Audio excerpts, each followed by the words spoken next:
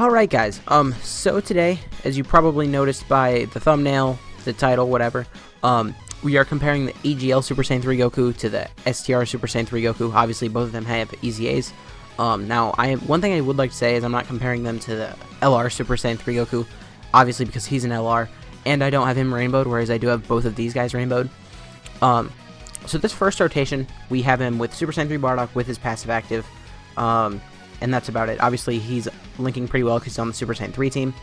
So let's see what he gets up to here. Here he's at 2.5. That is pretty good. So I am going to get both of them, like, a rotation with both Super Saiyan 3 Bardocks with their passive active on this team. And then I am also going to go on the Goku's family team and get their best attack. Now, one weird thing with the other Super Saiyan 3 Goku, I guess I'll talk about that when I break it down later. But first, let's just start breaking down this guy. You probably know what he does. That's why I'm not, like, giving a specific part of the video to this. We're going to keep on moving. But his passive, he gets defense 70% at the start of turn, so he always has that, which is good, especially considering how high his defense is.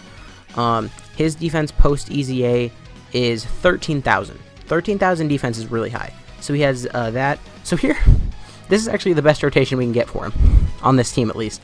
So I think we are going to get like a rotation where he doesn't have any support, and then we're just going to leave because we've seen everything after that. But anyways, he also has 120% attack for 7 turns. Now, 2.9 million, basically 3 million here. That's pretty good. Now, one thing to talk about this guy, if you're comparing him to the other one, he does have an S rank in the potential system, which basically means he will, like in the hidden potential system, if you rainbow him, his stats will be increased more. Like, let's look here. He's basically, it averages out to plus 7,000 in all stats, whereas the other Goku, his stats will average out to be plus 5,000 to all stats. So that's one thing to think about here. I better not die. I didn't actually look here. I'm probably going to die, aren't I? Oh, Super Saiyan 3 team. Okay, we're going to live, but barely. And then his leader skill, he gives AGL types 3 key and 70%. On a super attack, he does immense and greatly lowers defense. His links, obviously, he has Super Saiyan 3 links, Golden Warrior, Saiyan Warrior Race, Super Saiyan, Over in a Flash, Summit Breaking Form, and Fierce Battle. And I'm pretty sure both the Super Saiyan, yeah, both these Gokus have the same categories because they are the same Goku. Like, they're both doing the same super attack and stuff. Which is basically how they decide what categories a unit is on, is from their super attack. I'm going to do this, and then I'm just going to heal here.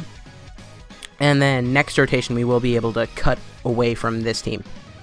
Because then we'll have seen him with one Super Saiyan 3 Goku, one Super Saiyan 3 Bardock with his passive active, both Super Saiyan 3 Bardocks with his passive active, and no Super Saiyan 3 Bardocks with his passive active. Now, the way his passive actually works, so he has a 120% attack for 7 turns. That is actually 7 turns where he's on, I'm pretty sure. So it does last a little longer than a lot of people would think it does. Okay, of course he's super where we have type disadvantage. That sucks. Please don't kill me. Okay, 120 is fine. And then Super Saiyan 3 Bardock's going to finish this up here. So I guess I could just talk about this now because there's really not much to cover the time.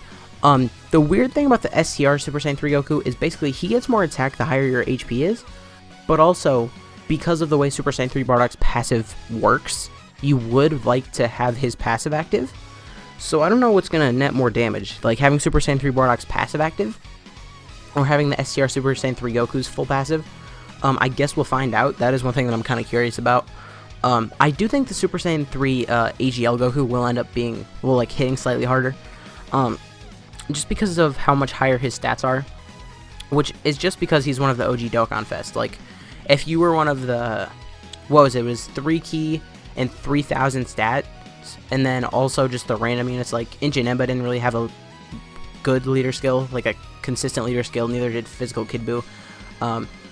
Tech Beerus, I think, as well. Like, those units, they didn't, they basically get a higher stat buff. That's why the original wave of EZAs are still, like, up there with the newer EZAs, even though on paper the newer EZAs do definitely look better.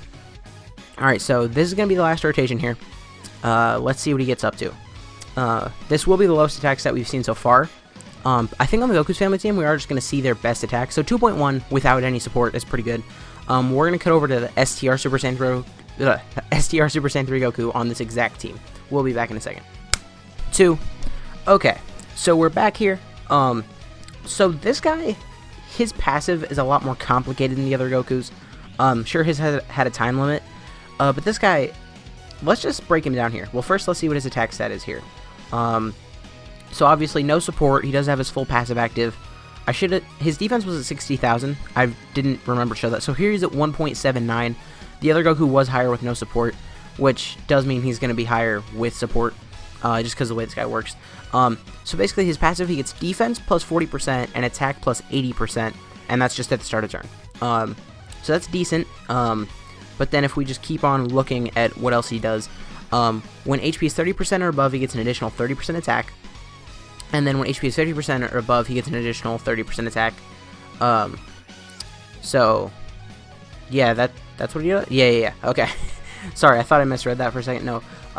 So the only problem with that is you can't get that extra 30% while also getting the extra 40% from Super Saiyan 3 Bardock's passive. That's the only thing that sucks about it. So I'm not sure what's actually going to be best for him. It's probably going to be having, like, Super Saiyan 3 Bardock's passive. Unless if the part from his passive multiplies into itself, which it could, I guess. I don't know that. Okay, so I think we're gonna have a Super Saiyan 3 Bardock next rotation, and he won't have his passive active. But I guess having one Super Saiyan 3 Bardock isn't super necessary, as long as I get the rotation with both of them. Alright, yeah, we don't have that here. I am gonna put him out front. His defense, yeah, 60,000. I guess I'm gonna do that just because I want to get him another super, but I'm trying not to get same color orbs here. Okay, nice, there's that. Now, hopefully Tien supers the GT Goku in the last slot. So 1.79 again here. Now, he's going to be losing 30% attack from his passive, but he's also going to be gaining basically 80% support from the Super Saiyan 3 Bardocks. So I think his attack could jump up to like 2.3. Although if our HP is below 50%, I'm not sure. I don't know. I guess we'll see. Okay, yes, this is really good. Nice. So now here... Nope, don't even need to use an item. I was going to use an item, but because of where Super Saiyan 3 Vegeta... Well, because of where the hits are, I can just put Super Saiyan 3 Vegeta there and we'll be good. I feel like a lot of people are slandering Tech Super Saiyan 3 Gotenks, and I was one of those people. Tech Super Saiyan 3 Gotenks after his EZA is really good. Originally I was only like, he's whatever, but he hits insanely hard. So basically, don't you know you needed to beat the new Super Rattler stages 20 times to get the last copy of the new Super Rattler reward? I did that on the Super Saiyan 3 stage, and it actually worked pretty well for me. And it really worked pretty well because of the way Gotenks is built. Gotenks hit so hard, like the last stage I would solo like almost every single time. I am going to use double Oxking here just because I don't want to die. And after this, we are just going to cut over to the Goku's family team with each of the Super Saiyan 3 Gokus. But that Tech Super Saiyan 3 Gotenks, like, he was the hardest hitter on my team. Honestly. Now, I didn't bring the LR Super Saiyan 3 Goku just because the way his defense works. If I got him to hit super hard, he wouldn't defend really well. I don't like it that it's an option with him. Whereas, like, for example, with the AGL one, he just always does both kind of well. So 2.1... that is fine. Obviously, I feel like more people will definitely have this STR one than the AGL one. Just because the AGL one, he's a Dokkan Fest exclusive and he hasn't been on any banners recently. Whereas the STR one is just unfeatured on every banner. But anyways, we're going to hop over to the Goku family team for the AGL Super Saiyan 3 Goku. Okay, guys. So this rotation, it was actually surprisingly easy for me to get this time. Because if you're looking at it, we're still fighting Yamcha. And that is the first opponent in this. But this is the first turn B-Pan's passive could be active. Now, one thing, if anyone else out there is doing videos like this, definitely if you're running teams like this, I would recommend bringing units like this guy, and this guy, because they just get hit so hard, like especially this guy. He got hit so hard that I fell below Bardock's passive the first time he got hit. It's just really useful. But anyways, let's just see what we get to here. So there's that, and then B-Pan's active skill. Let's say 3... I'm saying 3.2. 3.2 is my final guess. Let's see. I don't think I've ever seen this guy's max, actually. I might not have done a Rainbow Showcase on him before this. 3.4 million.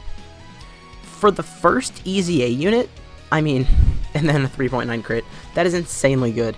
I'm gonna tell you right now, there's no way that the other Super Saiyan 3 Goku's gonna beat that. Just being completely honest. But I guess we'll go see what his max is. He's gonna have that exact same rotation on this exact same team. We'll be back in a second. Okay, so there's no reason this rotation should be as easy as it has been to get. But as you can see right here, we have B-Pan's active skill. We're below Super Saiyan 3 Bardock's threshold. And once again, we're in the first stage of this event.